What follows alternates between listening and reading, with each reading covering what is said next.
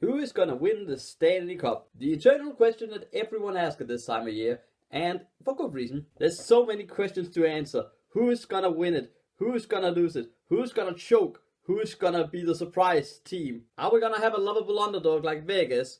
Or are we gonna have a dominant performance like we had for Pittsburgh 2 years back? Not a lot of people know, and neither do I, but I'm still gonna try and predict what's gonna happen, and then we can probably laugh at me after this. And sadly, I can't wear my Minnesota Wild jersey because reasons that I don't want to talk about don't remind me of this season. So, Czech Republican Jaromír Jágr shirt, I guess. And I'm going to start with the Western Conference, which looks like this. In the first round, we have the Flames versus the Avs, the Sharks versus the Knights, which is a repeat of last year's second round matchup.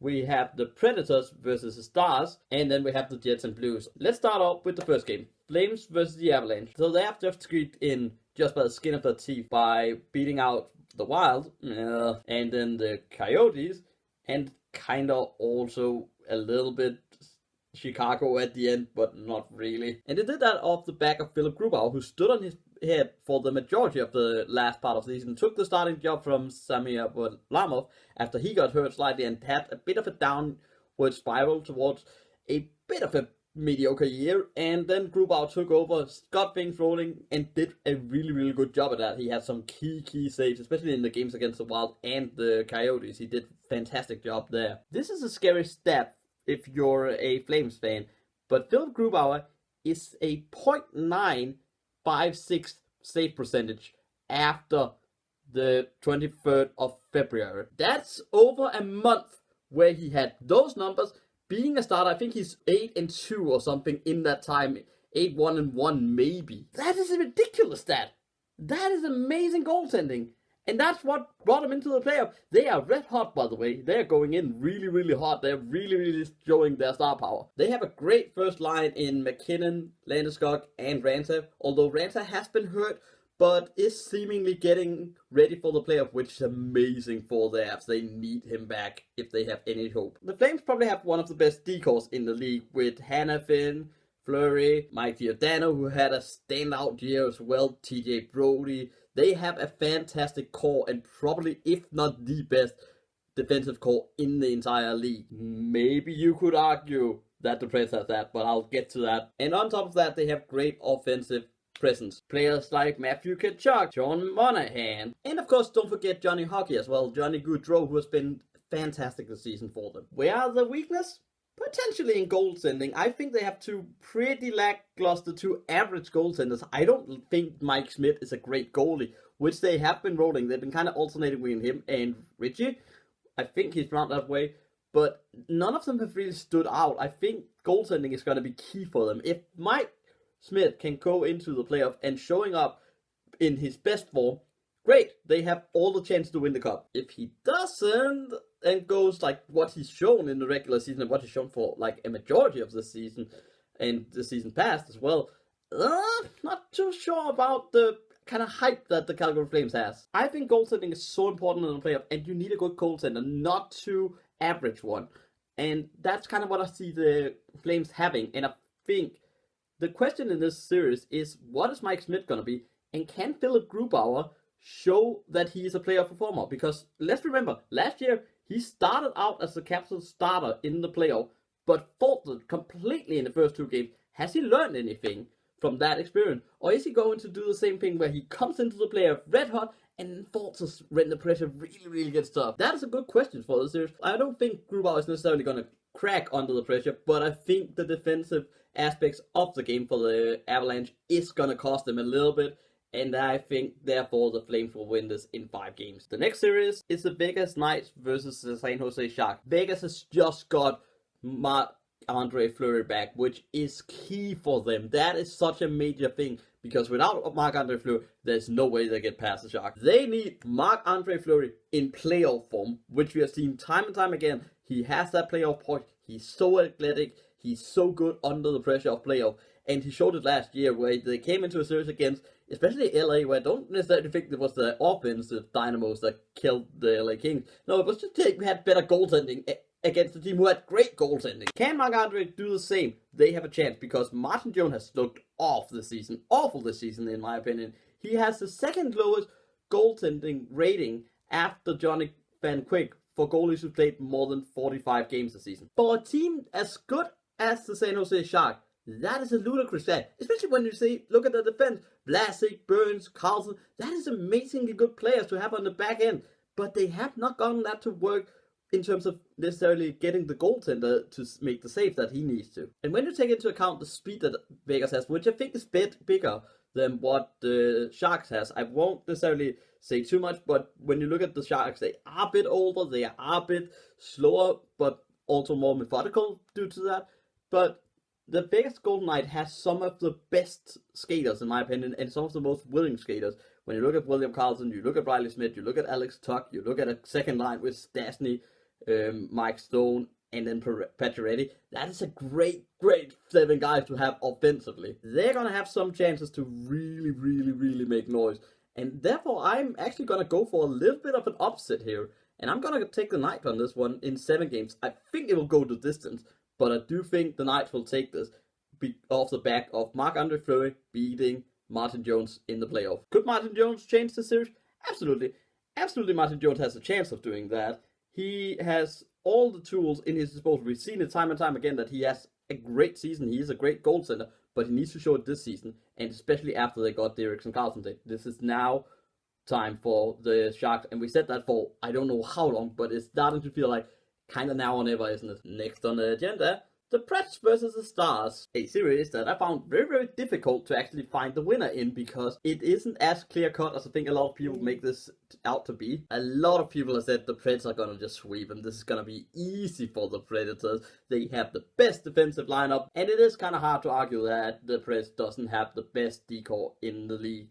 When you look at the top, at least, you have Roman Josi, PK Subban, and that's scary, and then you have Ekholm as well. That is even more scary. They have a great decor. They have probably one of the best tandems in the entire league with Rene and Saros, which is 2 Finnish goalies who just do fantastic work. If one of them goes down, guess what? You have to face another beast, another Finnish beast. And I say that with a Czech Republican jersey, realizing that now that was probably a bit of a stupid comment. But if Ben Bishop can keep that godly form that he had in the regular season, and please to the Lord of all that's holy, all the hockey gods, let him be healthy. Let him be healthy this playoff, because he's been in so many good positions to win and be the Conn Smythe winner if he won the cup, but gotten hurt. You saw it against Pittsburgh when he was in Tampa. He gets hurt in the game 1 of the Stanley Cup Finals, all but killing the Lightning's hopes to win that Stanley Cup. He has done it time and time again where he looked amazing in the regular season, gone to the playoffs, and then gotten hurt.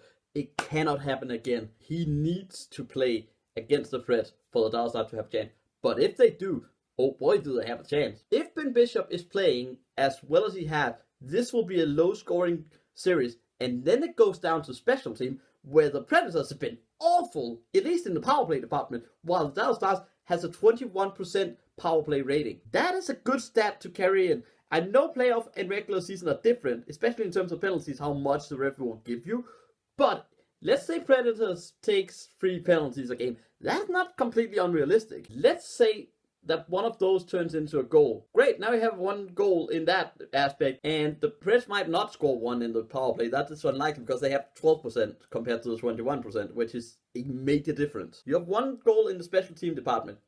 Just make sure you get 1 or 2 more outside that, and you have a good chance of winning off the back of Ben Bishop stealing your game. I don't think that scenario is completely unrealistic. I think that could happen easily. Some games you might only take 1, and then you might have a better shot of winning. But in some we may take 5, and then you are in deep trouble. I think special teams and goaltending is kind of what decides the series. And in those categories, I don't think Dallas looks too bad. But after pampering up Dallas, I think the depth, especially forward depth and defensive depth, I think still the Predators are gonna win, but it will not be in 4 games. It will not be a sweep.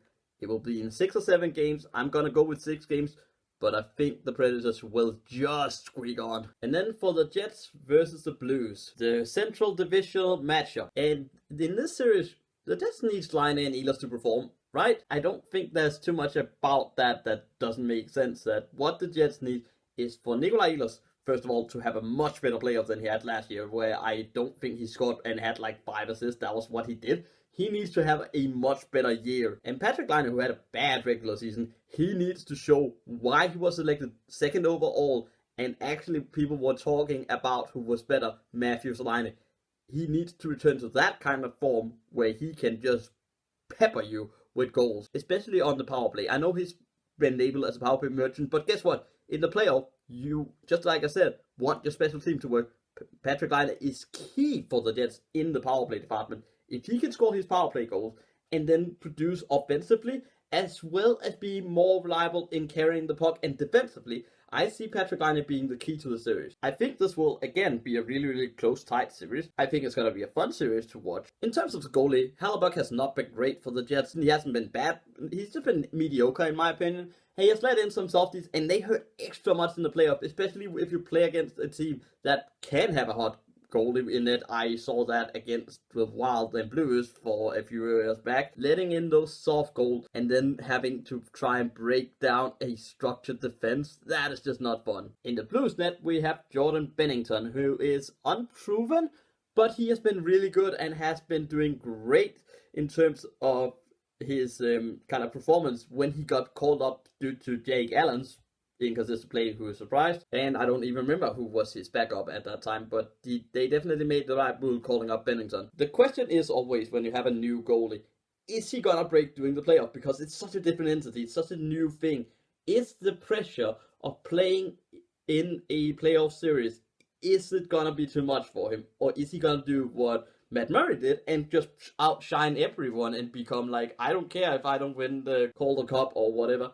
I don't care. I'm gonna win the Conn Smythe before I'm a rookie. This is a series I think that might become a pretty goal-scoring series. And in that department, I would, despite St. Louis having some great players in Tarasenko, Ryan O'Reilly, Brady Shen, they have some fantastic talent. I'm still gonna go with the Jets just because they have that depth scoring that I think the Blues just lack slightly. Especially if Ehlers and Laine turns it up this playoff and helps Shifley, Wheeler, Connor, and Hayes with the production. And they have some good players in Cup as well on down the kind of lines as well, where I think they have a chance to really, really, really kick it up a notch. So I'm gonna go with the Jets winning this one in 6 games. That means we have a matchup called Vegas versus Calgary in the second round. And here I actually think Calgary will end their season, because I think the goaltending is so important, and I think Marc-Andre Fleury is again gonna lead the Vegas Golden Knights into fairy tale land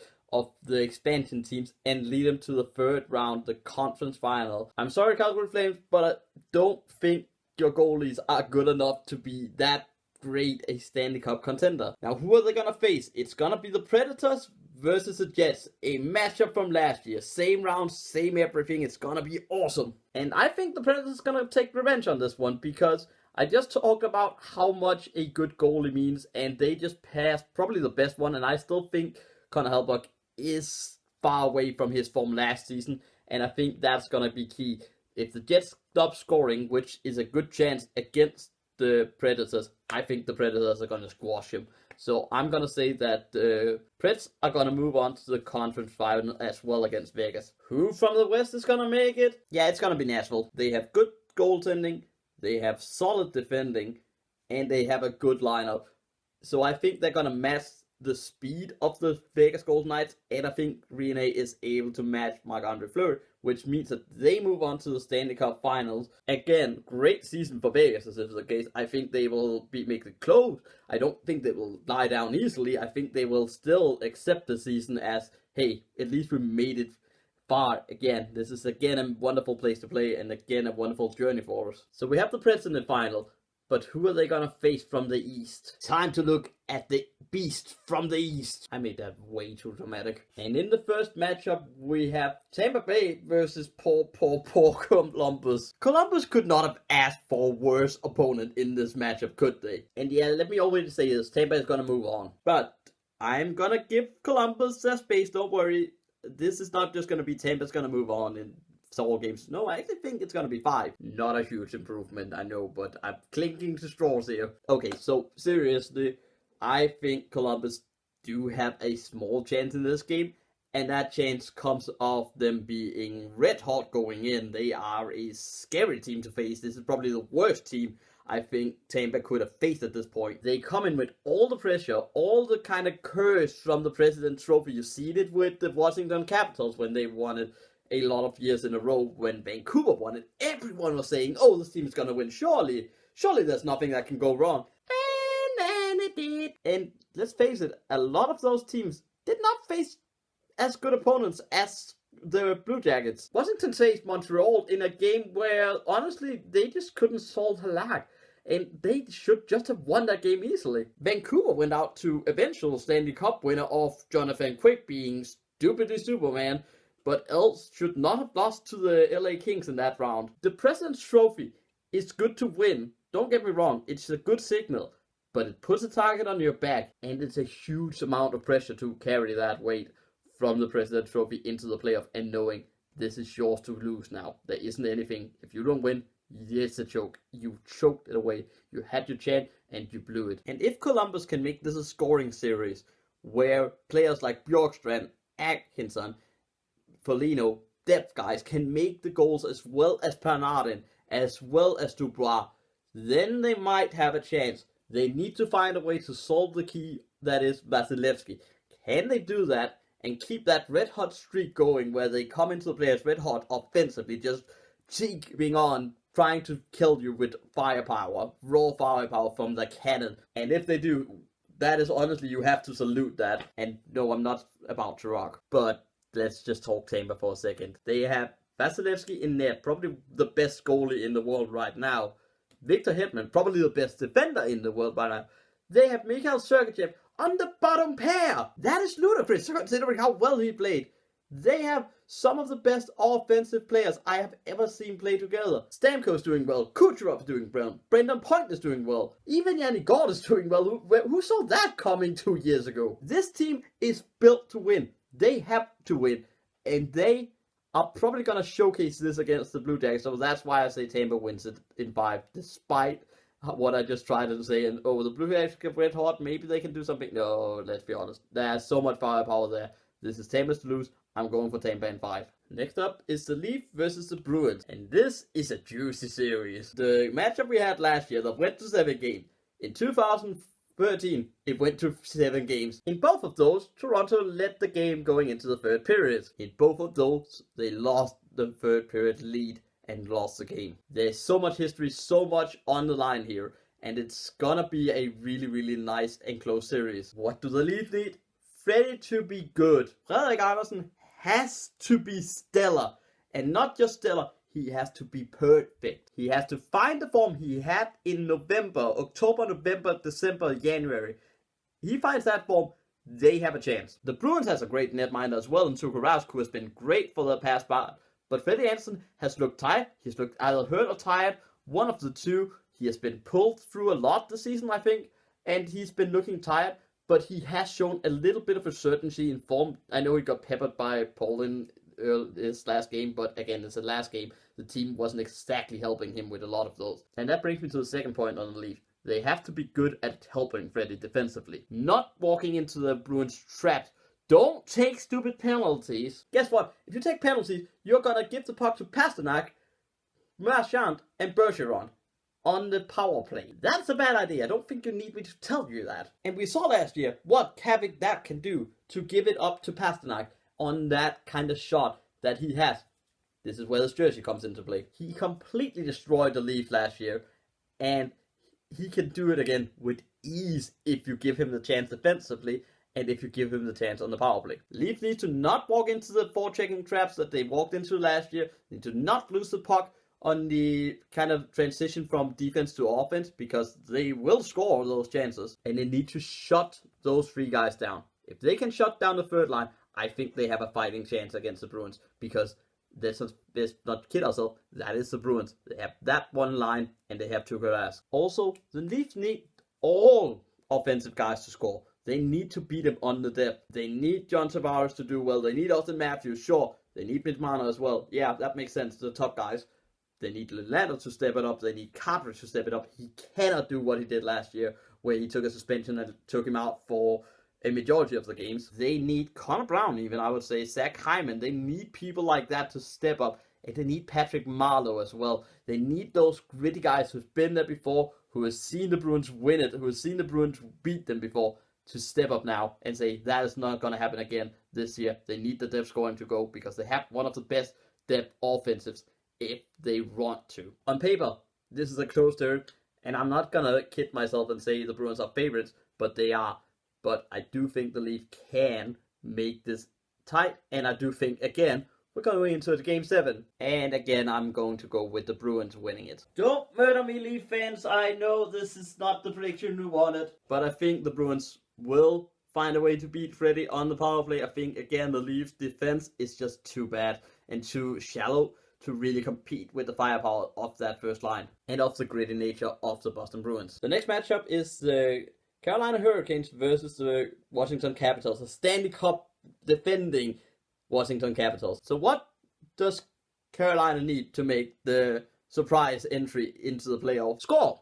They need their players to score goals. They need Aho. They need Nino Ryder. Still not over that. They need Tara Minen.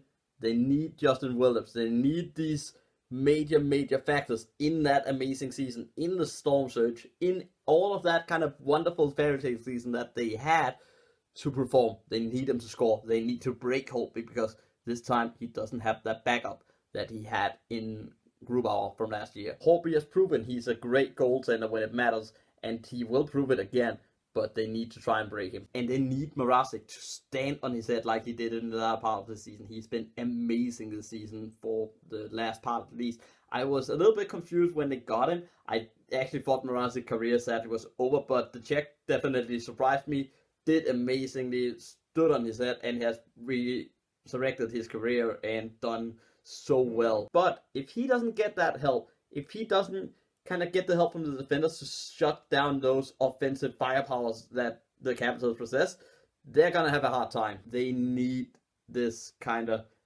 loose and goosey offense to work if they are going to have a chance, and they need to be a bit more structured than they were defensively, and they need Mrazek to stand on his head. This is very similar to a series that Capitals had 2 years ago against the Toronto Maple Leafs. A young team, a first time into the playoff after a long drought. Everyone is excited. Everyone is happy. They have a fantastic offense that is firepower. It's so much entertainment to watch this team. They have a decent goaltender, still a bit unproven, but they have a good goaltender and a pretty alright defense, but where the Leafs probably had a really shallow defense. They have tried this before. They know how to beat him. It is about keep plugging along, getting those goals, get Ovi into the series, and get the depth scoring. They got a lot of depth scoring last year in important moments. Lars Eller springs to mind. Devonta Smith-Pelly as well springs to mind. As players who wasn't necessarily the first pick to score, but they got the important goals when it matters. And that's kind of the thing. They need to probably grind more than I think people think. But I still think the Capitals will win the series, and they will win it in 5 games. And the last game of the Western first round, the Islanders versus Pens, which is a fun game, isn't it? This is a great rivalry that's just been going on for like ever. I like these games. This is fun, and let's be honest, this is going to be a close game and a close series. Is Matt Murray going to return to the form that he had in 2016, 2017? Or is he going to go to this form that I think he had last year, where I don't think he was great? Is Matt Barzal and the Islanders offense going to be able to break down the Pens' slow defense with especially Jack Johnson and Eric Branson? If they can do that, they have a chance to score goals on the Pens. And if Robin Lehner keeps that resurgency that I think he's had this season, he's been amazing, and I really like what he's done. If he can keep the pucks out the net as well, they have a chance, the Islanders. This is not going to be an easy series to pick because they are two really evenly matched teams. Because what I just said about the Islanders kind of applies to the Pittsburgh Penguins as well. If they can get Matt Murray to kind of pick up his form, if they can get Crosby, Malkin, Phil LaFrille, Gensel, Ross, and so on going on that top 6, they have all the chances to win the series. And they could easily get going as well in the series. This could be a really high scoring series for all I care, because I don't think the defenses are the most structured part. I think the goalies are going to be important, but kind of because I don't think the defenses are going to be able to help them much against so much firepower offensively in terms of kind of the weaknesses of said defense. And with that, I think it's going to be really close. I think it's going to go all the way to 7. But I think the Pittsburgh Penguins and Matt Murray is going to move on to the next round, which gives us a second round in the East that's going to be Tampa versus Boston. And here I see Tampa beating the Bruins because of their depth offensively, because of their depth defensively, because of their goaltending. Tuukka Rask might have been able to take one part of like that equation and be like, that's kind of even, but defensively Tampa is better. Defensively I think they're better offensively as well. I actually think the Columbus Blue Jays gonna be more of a challenge, which kind of sucks for the Columbus Blue Jays because I actually think they could do really, really well in any other matchup than against Tampa. So I think the Tampa Bay Lightning beat the Boston Bruins and move on to the conference finals, where they probably should belong. And the second matchup is gonna be a classic that we always seen. If you're watching Urinating Tree videos, you already know what the words are for this, but the Capitals are gonna face the Penguins. And I think, once again, the Capitals are gonna beat their rivals, are gonna beat their demons, and they are gonna kind of get that bit of an upper hand, and they kind of show that last year wasn't a fluke. They can beat the Penguins in the playoff. I think they got a better defense. I think they got a better goaltender, and I think they have the depth to match up with the Penguins offensively. Fun series, rivalry, we know it already, but I think the Washington Capitals will move on to the Western Conference Final. And I also think they will move on to the Stanley Cup Final. Bear with me, everyone who's gonna type in a minute, like, what are you doing? How is the Capitals gonna beat the Tampa Bay Lightning? Simply because I think they have tried this now. I think that hunger to go back to back is there since they've seen the Penguins go there. I'm not saying the Tampa Bay Lightning doesn't have that. That would be absurd of me to say. But I think Tampa has that pressure nagging them on a little bit that they have to win the series, especially after last year where they choked it away. If they go down 1 or 2 games, oh, that's gonna be rough. And I think the Capitals have the strength to match them in a lot of departments. And I see them moving on and facing the Predators in the Stanley Cup Final. So who's gonna win? The Washington Capitals or the Nashville Predators? I'm gonna say we have a new champion and go with the Nashville Predators. They have an amazing offense, they have a good defense, they have kind of fixed the middle. That was kind of what killed them last time against Pittsburgh, that they didn't have that middle core that was really, really sound structure. I think they fixed that really, really well. And again, they have a tandem that's just crazy to face.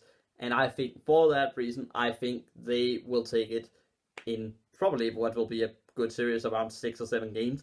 But I think the Nashville Predators will win the Stanley Cup. But anyways, that is it for this one. This was a long one. Thank you very much for watching. Please click like, subscribe, and comment down below. What is your predictions? Who's going to win the cup? Who's going to be the surprise entry? Who is going to be the one shock? Who is going to be the joker? Let me know all of that, and I'll see you guys when the playoffs start.